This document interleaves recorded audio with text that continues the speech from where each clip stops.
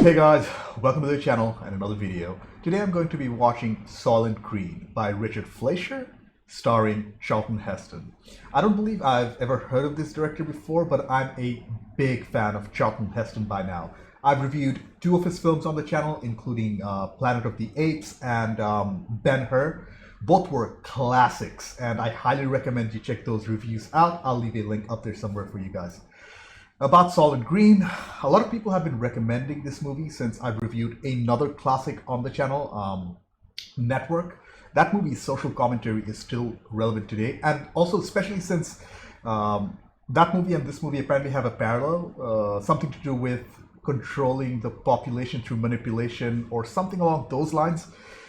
That's at least what I've been told. I don't know what to expect from this movie when it comes to the actual story. I don't believe I even know what Soylent means. I guess I'll find out. But I'm really excited that I'll be reviewing a proper sci-fi film from the 70s. And I've been told that the movie touches on the dystopian sci-fi genre. So I'm also excited for that. But before we get into it, to help support the channel, I have a Patreon page for full-length reviews and reactions to this movie and over 230 movies, 2 TV shows, early access, and weekly posts for what to watch next. You'll need your own copy to watch along. The link's in the description below. Please consider being a patron. Please subscribe to the channel. Click that bell icon for instant notifications to check out my other videos, like if you like this video, dislike it if you didn't. With all that being said, let's get started. Soylent Green, Fleischer, Heston. Let's go. Starting with pictures from the 1800s, I believe. And I already like the song. It's very laid back. How is this a dystopian film though? I mean, it's only been a minute. But I think they're showing the good old days. Oh, they're actually showing technological improvements over time. And it's slowly switching to color. Yeah, it's taking a darker turn now. Holy crap. Overpopulation, houses, garbage, pollution. Interesting. And all of this information is conveyed to the audience without a single spoken word. That's a good sign of storytelling. Soylent Green. The year is 2022 in New York. 40 million people in New York. But holy crap, 2022? What a coincidence. Streets prohibited to know. Oh, so society is very restrictive in 2022. Social commentary is already relevant. The miracle food of high-energy plankton gathered from the oceans of the world. Oh, so Soylent is a food. Tuesday is Soylent Green Day. And now... We got Soylent Red, Yellow, and Green. Green being the most popular. Cherga. Murder. Multiple rape. You've been telling me that for the last 3 days. You know, there are 20 million guys out of work in Manhattan alone, just waiting for my job. Yep, overpopulation. I'm not hungry enough yet. It's not bad. Oh man, the power's going out. You know, when I was a kid, food was food. It's all artificial now. Why, in my day, you could buy meat anywhere. Eggs they had, real butter. How can anything survive in a climate like this?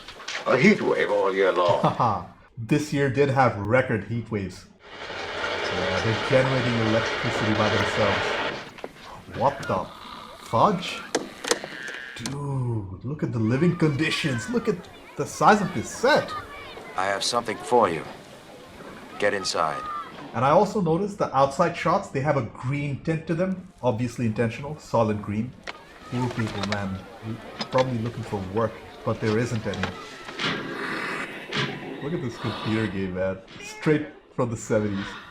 Holy crap, look at the stark difference between the rich and the poor. Real fish and vegetables? I bet they're expensive. That makes it 279 D's and 15 cents. $179 for that. Look. Beef, Miss Cheryl. Beef is rare. I also like this shot, by the way. I love how the director mixed the foreground and the background, because the background's clearly a painting. What is this dude doing? Breaking and entering? What do you want? You, Mr. Simonson. He's Simonson. He's here to kill him. They told me to say that they were sorry, but that you had become unreliable. Unreliable. He knows a secret. This is right? No, not right. Necessary. He expected to die. On the other hand, this is the most considerate, holy crap, assassin I've seen in a while. Charles what? Just Charles. It's perfectly legal. They're already investigating. Occupation? Rich. Rich what? Lawyer. Politics. Get me some booze. No, I don't think that's within your jurisdiction. Relax. Look at him sampling some fresh food. I don't blame him. Your boss didn't put up much of a fight. He wasn't the type.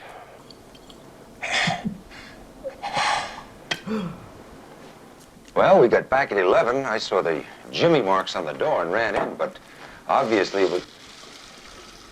Yeah, he's surprised to see clean water.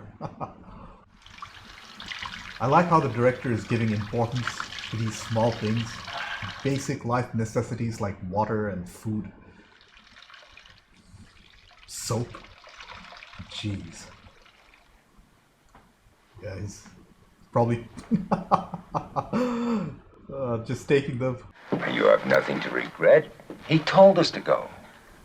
How many times you been in trouble with the police, Cheryl? Never. What's your arrangement here? I stay for the next tenant, if he wants me. Oh man, he was referring to her as furniture. You got your report? He's got his goodie bag with him to take home. Jeez, they're doing such a good job with the world building here. Even though I think this is not a big budget movie, the filmmakers, they're utilizing the budget so well. William R. Simonson. Chelsea Towers West. Oh, 2015 to 2019. so Simonson worked for the Soylent Corporation. What the hell? I should have gone home long ago. Come on, I need you.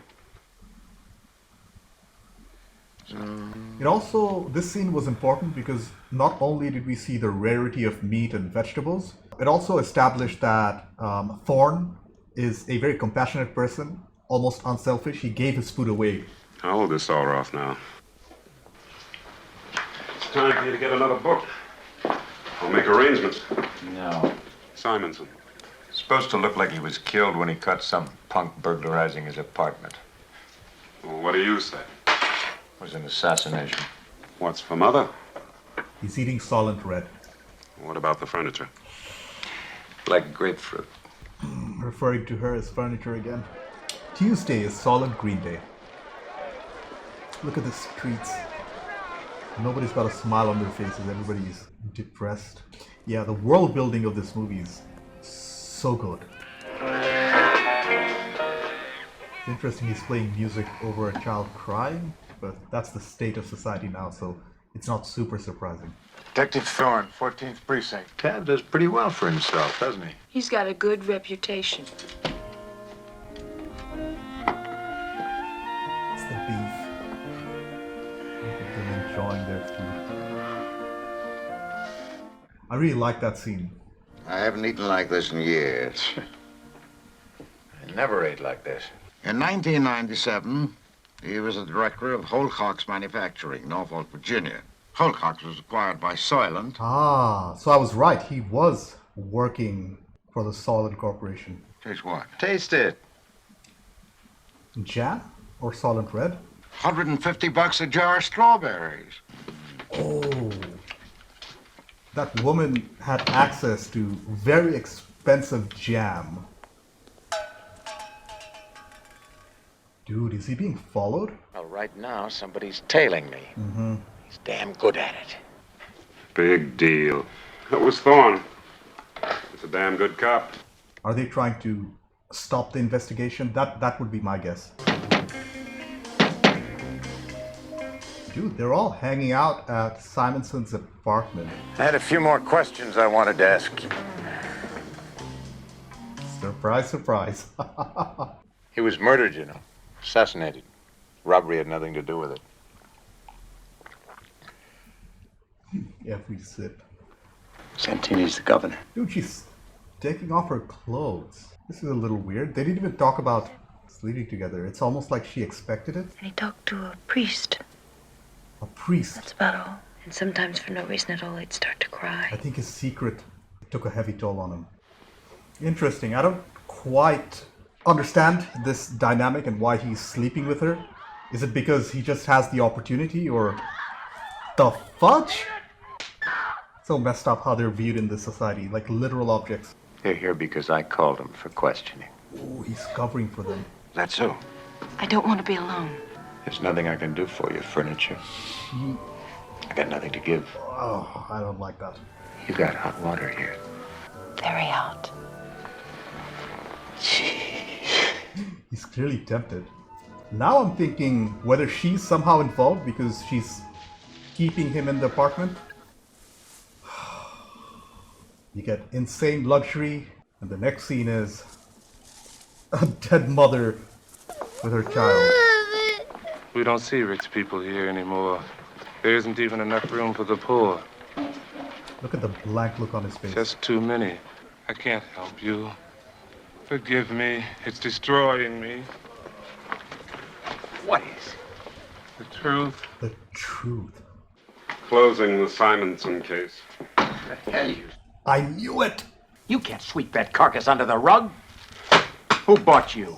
Sign it. I'll cover for you. But the police officer involved refuses to close the case. Just do what you have to do. Look at the dead eyes of the priest. Bless me, Father, for I have sinned. That was a twist I did not see coming. The priest is dead, and somehow the bodyguard, he's involved. I love these outdoor shots and how big they look. By big, I mean the set and the society itself. Jeez, that's what they mean by scoop. They'll literally scoop you up. Yeah, they don't even see them as humans. Yeah, this is really disturbing imagery. And I wouldn't be surprised if this happens in like 100 years, or even earlier. Thank goodness I'll be dead by then. Do you guys want to live forever? I used to think I wanted to live forever in mortality, but nah, I think I want to die. Someday. Dude, I think he was aiming for a thorn.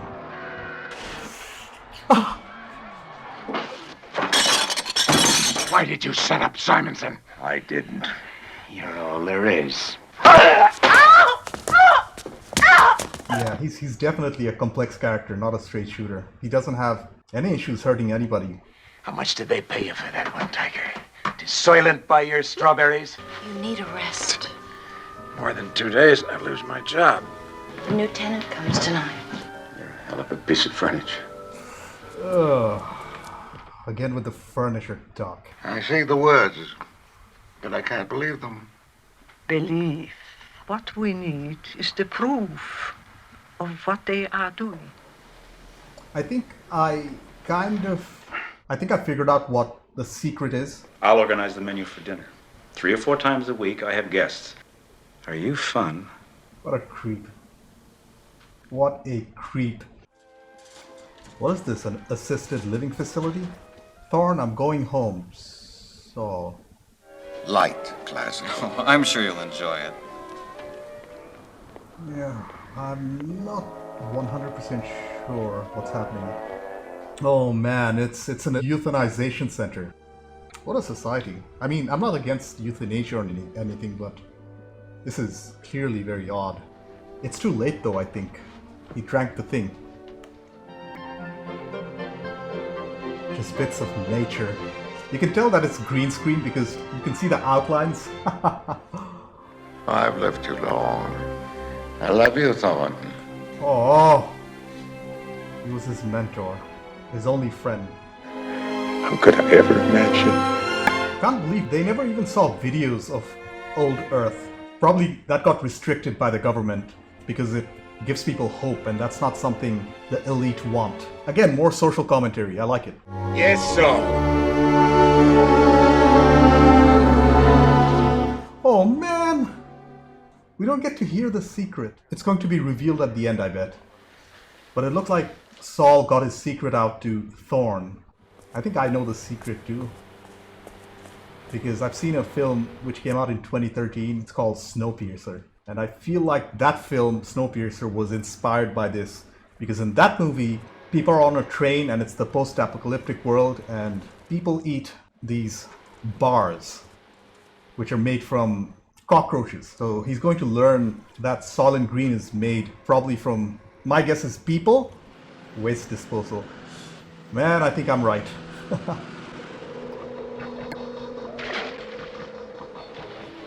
I really like the visual storytelling and the world building this film has to offer. But the weaknesses for me have been the love story subplot. It's Soylent Green. It's Soylent Green. Oh man. It is confirmed, isn't it? We saw people going in and we saw Soylent Green coming out. The new tenant wanted me. I want you to stay with him always. Oh, Thorn, I want to live with you. Just live.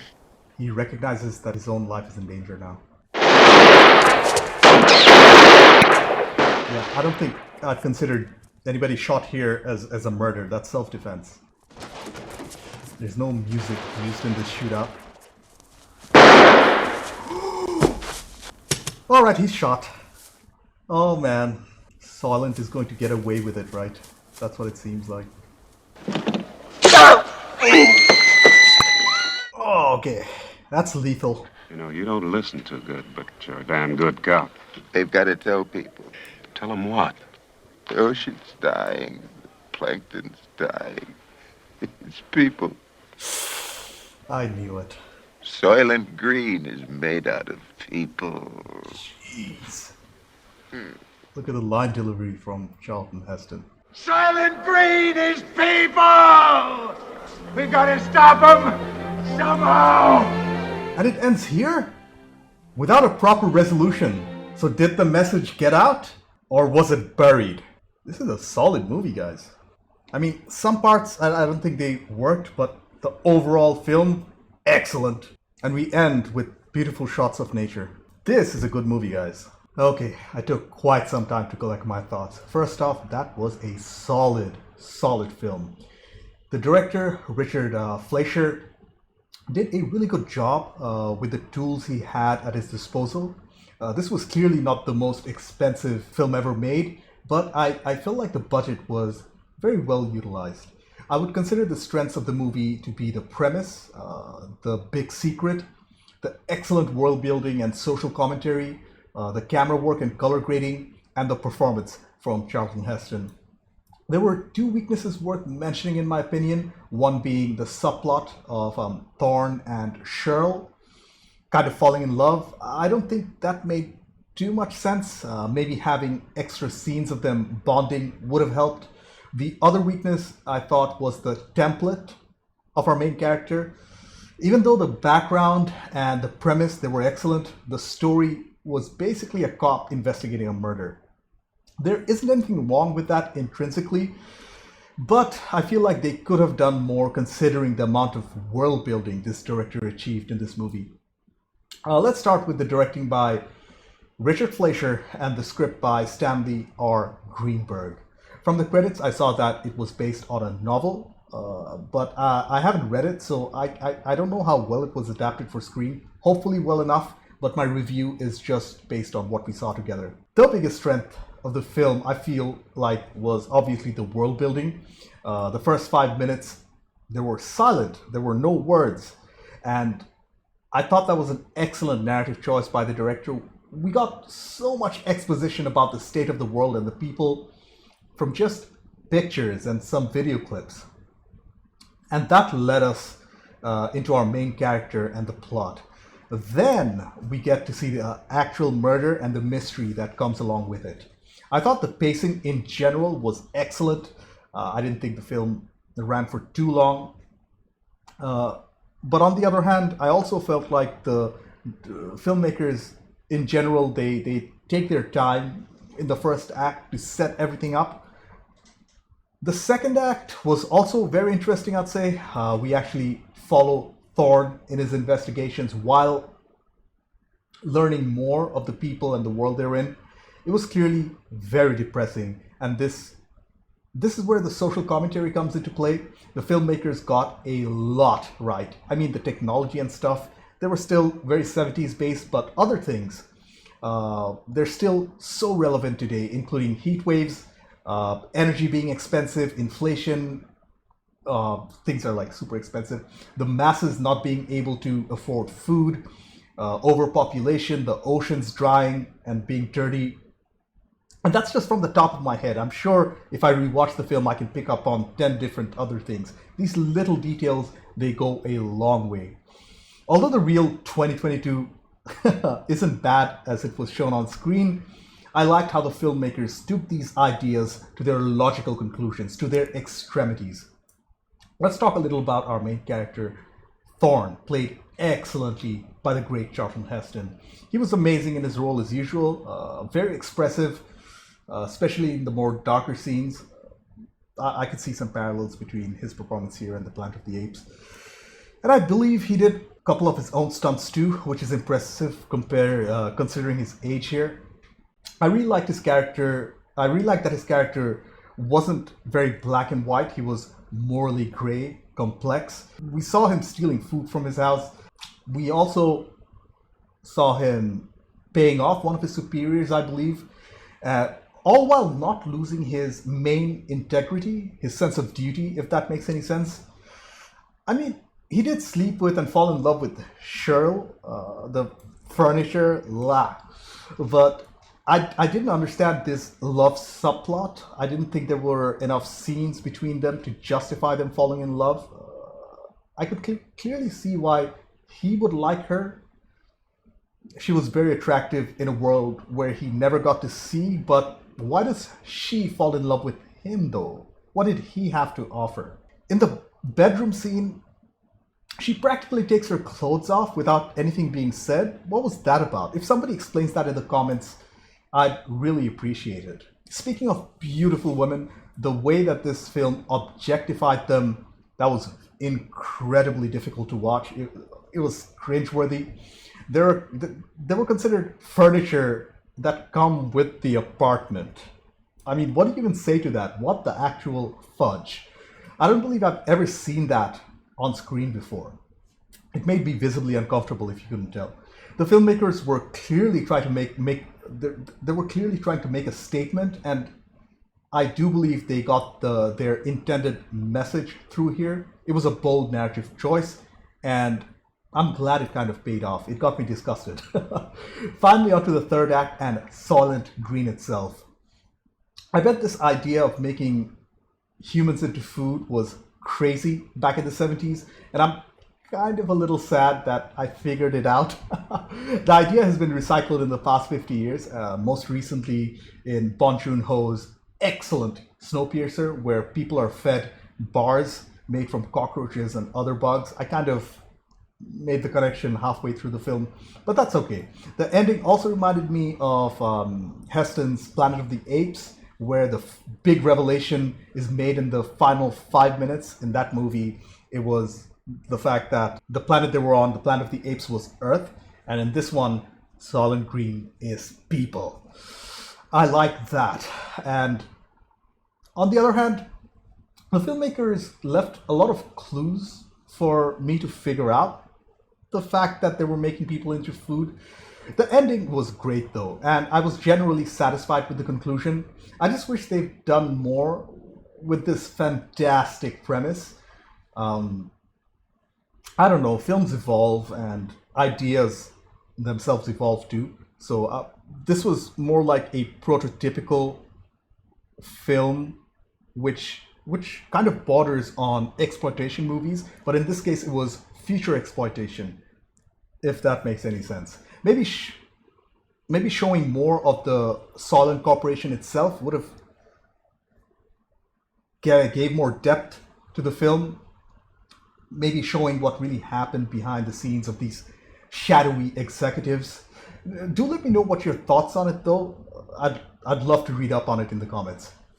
Moving on to the production end, which was also very good considering the budget. Most of the background compositing work was fairly well done. The sets and costumes, they were also on point, very depressing and old and worn out. But the most interesting aspect of production was that distinctive look, that green tint that most of the outside shots had. That was brilliant. And so were the creative camera angles and the shot compositions. I thought, considering the budget was pretty small, the director did a great job. I had no complaints with the score either. As I've talked about my criticisms already, overall Soylent Green was an excellent movie and an easy recommendation. Although I don't know whether I'd consider this a classic quite yet, I can confidently tell you that the movie aged remarkably well. Richard Fleischer, Charlton Heston, and the rest of the team did a wonderful job with the story, with on-point and very relevant social commentary, and in a future where there is abject poverty, overpopulation, heat waves, food shortages, and corruption. This movie was incredibly imaginative, depicting a bleak society.